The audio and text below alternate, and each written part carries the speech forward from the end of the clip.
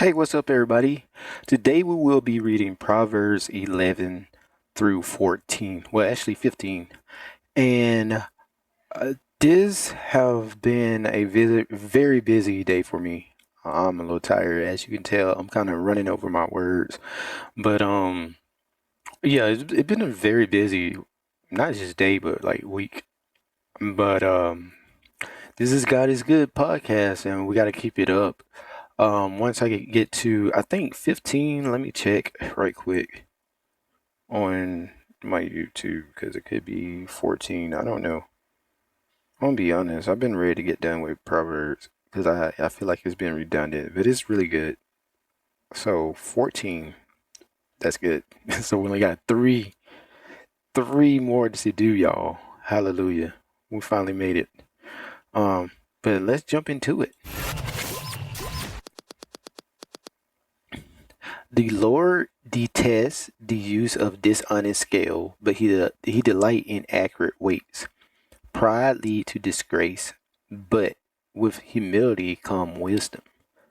So with this pride, y'all, it leads to disgrace. We got to let go of that pride, and we got to be able to have humility to come to wisdom. You know, they speak about this in recovery as well. Humility leads to wisdom. Humility help you get over that pride because that pride can lead to sinful things. Pride can stop you from having growth. But when humility comes in and you accept it, you accept criticism and instruction that comes with gaining wisdom. Honesty guides good people. Dishonesty destroys treacherous people. Riches won't help on the day of judgment, but right living can save you from death. So that's why I say it's even harder for a rich man to enter the kingdom of heaven. Because when you have the riches, it's hard to let go of those things. That's why it's hard for rich people to really follow Christ because they got all the riches in the world and they so stuck on things of this world that they can't let it go. They can't let go of things that they think is value, but really it's not value at all. It's not valuable at all. That's why it's right to live right and focus on that rather than focus on the richness. Some people richness can not only be just materialistic things, but their richness can be things of like their self being self-righteous and thinking they're rich in their heart, their ego, their pride. So that is why it's important to focus on living right than to be focusing on things of this world or being self-righteous. The godly are directed by honesty. The wicked fall beneath their load of sin. The godliness of good people rescue them. The ambition of treacherous people traps them. When the wicked die, their hopes die with them, for they rely on their own feeble strength.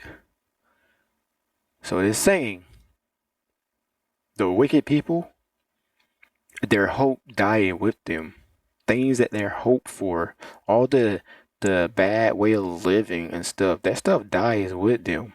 And they rely on their own strength. Like, so this is why people of their own strength, when they rely on their own strength, they fall short. Like, it never fail. When you rely on your own strength, you always fail. That's why people like P. Diddy fall short because he relied on his own richness and his own strength in money and being wealthy. And this is why he having a hard time now in life. The godly are rescued from trouble, and it falls on the wicked instead. With their word, the godless destroy their friend, but knowledge will rescue the righteous. The whole city celebrate when the godly succeed. They shout for joy when the wicked die. Upright citizens are good for a city and make it prosper. But the talk of the wicked tears it apart. It is foolish. Mm. It is foolish to belittle one's neighbor. A sensible person keeps quiet. A gossip goes around telling secret, but those who are trustworthy can keep a confidence. So the people, when I say the foolish belittle one's neighbor, like foolish people, like they talk, they just talk bad about people, gossiping, spreading lies, spreading rumor. It creates a corrupt environment. It create a bad environment for others. Um, and it's not a comfortable environment, especially for example, at a workplace. If you notice at a workplace when you're around people that gossip a lot, like work is always you always feel like you're on eggshell at work. You always feel like you just people always talking about each other behind each other back and stuff. It's not a good feeling. But those who are trustworthy can keep a confidence. So people who are trustworthy, you can keep confidence in them people. You can trust them. You can talk to them about your issue and stuff without gossip being spread around. Even when you going through something, you ain't got to worry about someone telling someone else. Without lies, leadership, a nation fall. There is safety in having many advisors. Mm, mm, that's good. I had this. This for me. This is so true. We need many advisors. For me and my wife, we have many advisors when it come down to finances because we want to be led by people who know how to deal with finances, know how to deal with money and stuff when it come down to buying a house. That's why we don't just lean on each other when it come down to trying to purchase a house. We go to my pastor and his wife who already have a house and they talk to us like we really want a house so bad, right? And we was looking at like a $400,000 house and it was like, hold a minute, before you even do that, look at your budget. Look at how much you're spending. Look at everything that you're paying for right now. Do you think you can afford that? And the question was no. But when we broke down our budget and stuff, we saw what we can afford, especially when we have once we have taken care of our debt. So that's why it's important to having many advisors, good advisors, not bad advisors. Don't get like any advice from people who's don't have what you want, and don't look for advice from people who are not godly and who most definitely not great stewards of their money. There's danger in putting up security for a stranger debt. This it's safer to not guarantee another person debt. Mm. So it's saying it's dangerous to really pay for someone else's debt. It's danger to try to save for someone debt. It's safer not to guarantee another person debt. It's safer not to guarantee another person debt. Let's look into that in a parallel sense, right?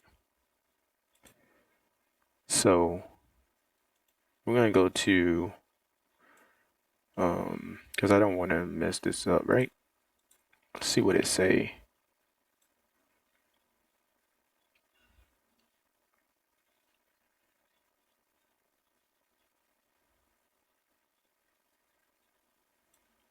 $15. Whoever make deals with strangers is sure to get burned. Okay, so this is what it's saying. See, that's why it's good to have the message. If you keep cool-headed, you avoid rash bargains. So don't make deals with strangers because if you lose, uh, you may get scammed. You may get scammed. This is basically saying watch out for scammers. That's why you got to be cool and avoid rash bargain. Avoid making rash decisions and stuff with someone that you can't trust because you're not guaranteed that they'll pay you back. So let's exit the parallel mode back in NLT. A gracious woman gains respect, but ruthless men gain only wealth. Mm. Your kindness will reward you, but your cruelty will destroy you. Evil people get rich for the moment, but the reward of the godly will last. This goes back to saying all that money you have, you're only rich for a moment in this lifetime. The godly people reward will last because the reward is in heaven. It is not in this world.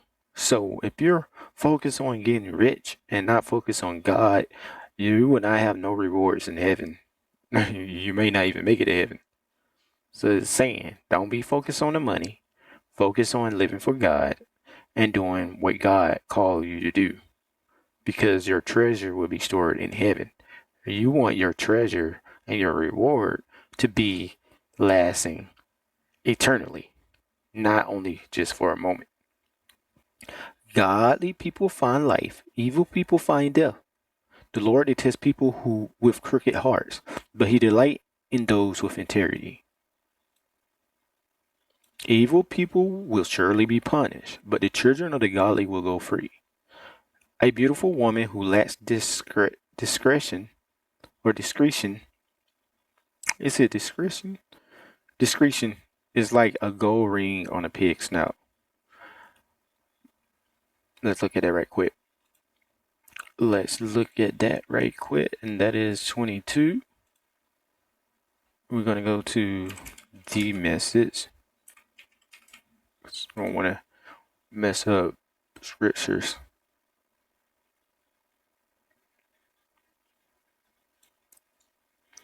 Like a gold ring in a pig's snout, a beautiful face on an empty head.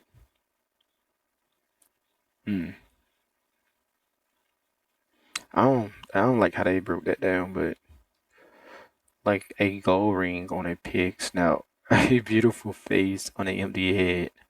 Okay, so it's saying a woman that's lack, like she's she can be beautiful, but she's we're just not being like she's. I would say to me, it sounds like it's saying she's dressing in a perverse way. She's not being, I guess, moderately dressed. She's not dressed in a way that she's covering herself. So it's like it's bad. Basically, it's ugly. it's not. It's not wise. That's what I'm thinking. I could get that wrong. Y'all let me know what y'all think of that. But that's what I'm getting out of that. The godly can look forward to a reward, while the wicked can expect only judgment. Give freely and become more wealthy. Be stingy and lose everything. The generous will prosper. Those who refresh others will themselves be refreshed. People curse those who People curse those who hoard their grain, but they bless the one who sell in time of need. If you search for good, you will find favor, but if you search for evil, it will find you. Trust in your money, and down you go. But the godly flourish like leaves in spring. Man, I love this verse right here. I'm going to highlight that. So if you trust in your money, you're going to go down. Basically, putting your trust in money, you making money your master. You're not mastering your money. You got to master your money. You got to. Because they the godly flourish like leaves in spring. So don't put your trust in money. Because you don't know what could happen. This is why a lot of people go in debt. Because they put their trust in their money. Those who bring trouble on their family inherit the wind. The fool will be servant to the wise. The seed of good deeds become a tree of life. A wise person wins friends. It's righteous. If the righteous are rewarded here on earth, what will happen to the wicked sinners? Mm, mm, mm. That's good. All right. We are going to Proverbs 12. Dang, I got a long way. I got like two. I have do two proverbs each and have two videos. To learn, you must love discipline. It's stupid to hate correction. Important because we were talking about that today, and I was trying to find a verse, and this is good. So, to learn, you must love discipline. You must love to discipline yourself. You must love to hear how to discipline or for people to discipline you because it leads to learning, right? But it's stupid when you hate correction. Because if you hate the correction, you will never gain wisdom or knowledge. You will never learn anything, right? That's why people who uh, get locked up that like hate jail and hate the cops, like I ain't gonna say hate jail, but hate the police. The old people, if you know that if they hate the police, they never learn discipline. They never learn discipline because they hate correction. They hate being corrected, you know. But in order to learn, you must love discipline. You must say, you know what? Okay, I deserve that. I should not have done that. You're gonna learn, right? But if you saying, man, I hate the cops. They ain't nothing but pigs. Blah blah blah. Not saying there ain't no wrong cops out there, but or crooked cops. But you got to learn to love discipline and accept discipline. Because if you hate correction, you're not gonna learn anything. The Lord approve of those who are good, but he condemn those who plan wickedness. Wickedness never brings stability, but the godly have deep roots. A worthy life is a crown for her husband. A worthy wife is a crown for her husband. A disgraceful woman is like cancer in his bones. Hmm. Wives, listen to that. Listen to that. The plans of the godly are just. The advice of the wicked is treacherous. The words of the wicked are like murderous ambush, but the words of the godly save lives. So watch where you getting advice from. Don't get advice from wicked people. It's like a murderous ambush. It can destroy your life. That's why you gotta get words from godly people. People who really have a true relationship with God. And in order to figure out if they are truly a godly person, just look at their fruit. What kind of fruit they bear? The wicked die and disappear, but the family of the godly stand firm. A sensible person wins admiration admiration, but a warped mind is despised.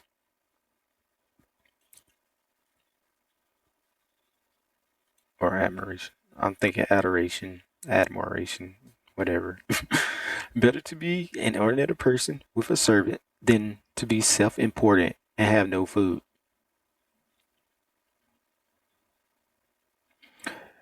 The godly care for their animals, but the wicked are always cruel. Mmm, did not know that, but it makes sense. Godly people care for their animals. The wicked are always cruel to animals. That's pretty good. I mean, it makes sense, but people don't look at it like that. People like to they get their animals and they beat on them and stuff. Um, these are cruel, wicked people. The godly people care for their animals, so it's okay. It's saying you can have pets. A hard worker has plenty of food. A person who chases fantasy has no sense. A hard worker. And this doesn't mean like you work hard, play hard. A hard worker is someone who He's a great steward of their money. They work hard. They know they gotta work hard, and they steward their money. So don't take this out of context. But a person who chase fantasy, these are people that chase the big houses and flashy things and materialistic things. They have no sense.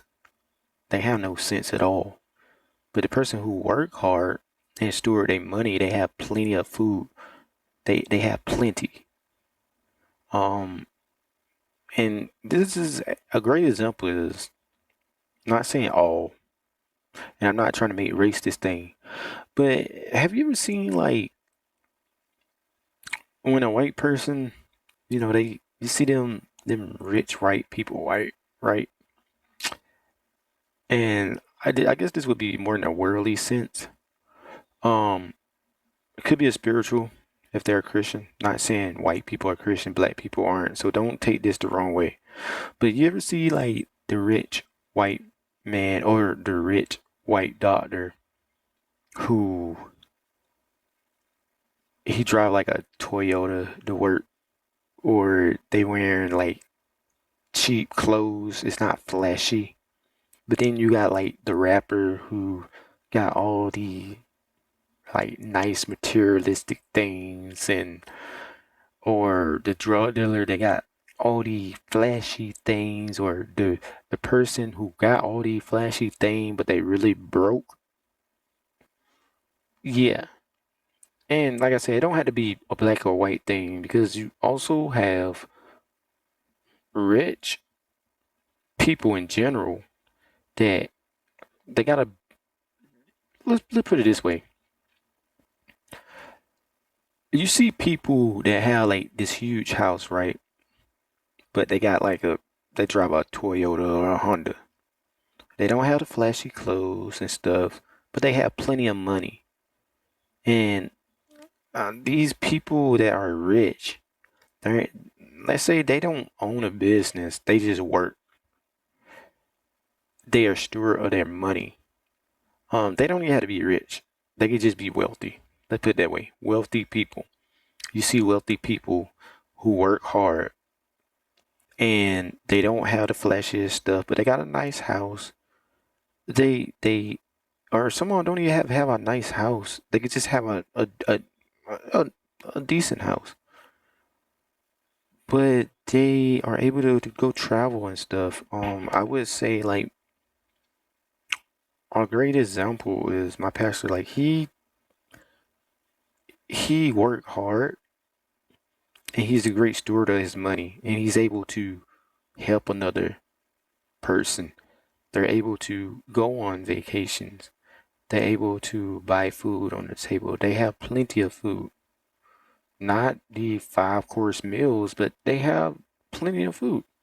Then you have people like how I was, got a Mercedes, got top-notch clothes and stuff.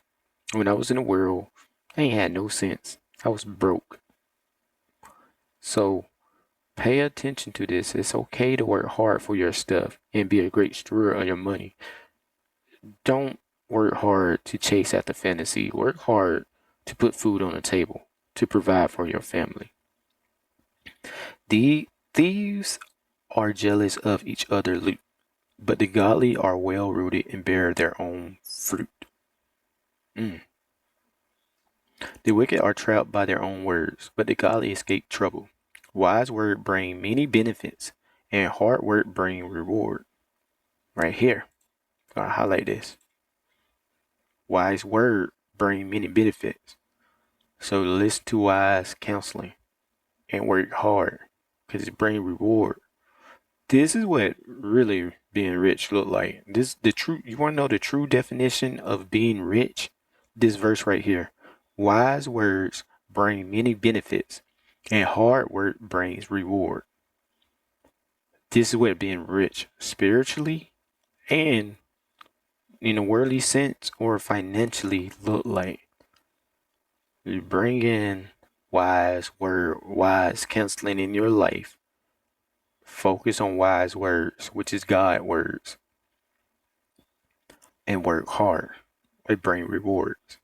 That's That is what really being rich look like.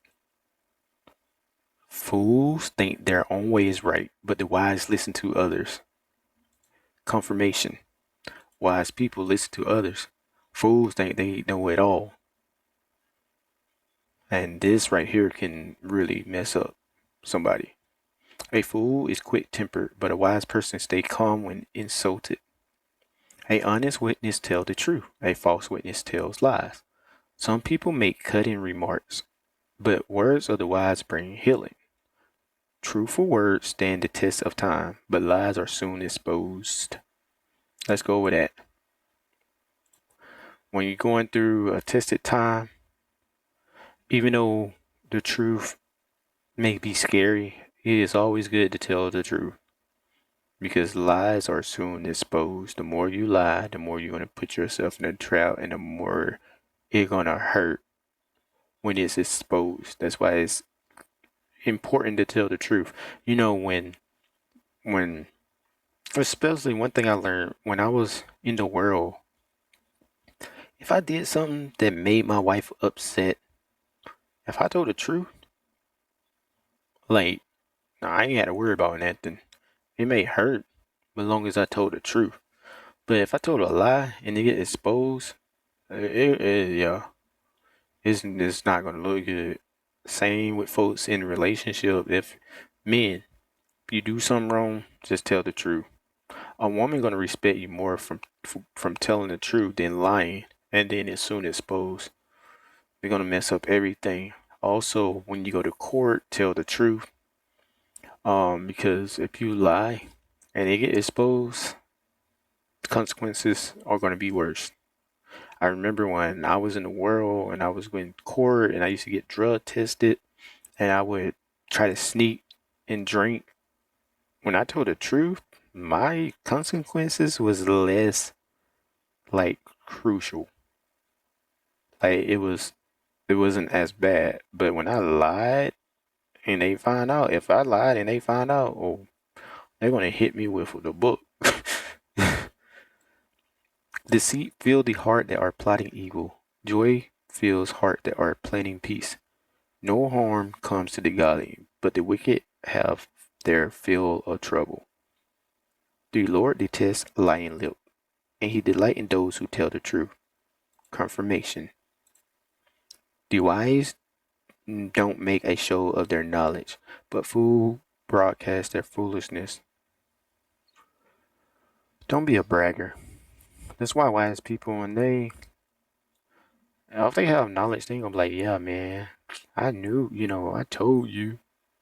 I tell you, man, you better listen to me. Or, oh, I know it all. Man, I'm telling you, I know everything. Trust me, I follow God. I know everything. Y'all don't know nothing. Like, don't be that way. Fool broadcast that foolishness. Fool, they think they know it all and just be looking plumb stupid. Work hard and become a leader. Be lazy and become a slave. Hmm. This is important when it comes down to work. When you work hard, you become a leader at work. You work hard, be on time, don't miss a day of work, follow the rules, even though it's boring. A lot of people don't like following the rules. A lot of people don't like to work hard every day at work. I know it's tiring. I know you want to live a financial free life, but trust, you work hard, you become a leader at work. But if you be lazy, you become a slave at work. Because guess what? The people, when you're lazy, they just going to try to work the mess out of you. Work ain't going to be fun. They're going to always, you just don't, there's no benefit in being lazy at work. None. I found that out the hard way a long time ago. When I was lazy, I feel like I became a slave to work. I felt like I wasn't valued because I was lazy. I was just lazy. But then guess what? When I turned around and came back to work this time, this year, after really having a mental, renewal of my mind, after having a renewal of my mind, a mental checkout at first, and then a renewal of my mind and focus on the Lord. When I came to work and work hard, guess what? I'm already becoming a leader. But see, when I was lazy, I became a slave to work. I felt like I became a slave to work, and I became a slave to work because I was lazy. That's why people are not happy with their job, because they become lazy and they become a slave. But if you work hard, you become a leader. And becoming a work hard isn't just like going there and working hard and then going home. It's also like following the rules, being open to help people and serve people at work. We are on earth to serve. Just like Jesus came to serve, we are here to serve. We are here to spread the word. We we have to serve people. So when you're at work, just think about it. And this is what I told myself, because I didn't want to go back. I ain't even gonna lie. But I told myself, you know what? I'm at work to serve. I'm here to serve my coworkers and to serve my company. And once I had that mindset, work became easy. I'm gonna be honest, it became easy. I know there probably been some time where I'm like, man, I'm ready to go home. But I just focused on the Lord and knowing what I'm there for. Work became easy. But back then when I was lazy, I felt like a slave. I felt like I was slaving away. Worry weighs a person down. An encouraging word cheers a person up. The godly give good advice to friends. The wicked leads them astray. Lazy people don't even cook the game they catch. But the diligent make us use everything they find. The way of the godly lead to life. That path does not lead to death. And with that being said, that is Proverbs 11 through 12. And we will resume back to Proverbs 13 through 14. It's probably be today. I don't know. I hear my son waking up. But I hope everyone have a blessed day. And I am out.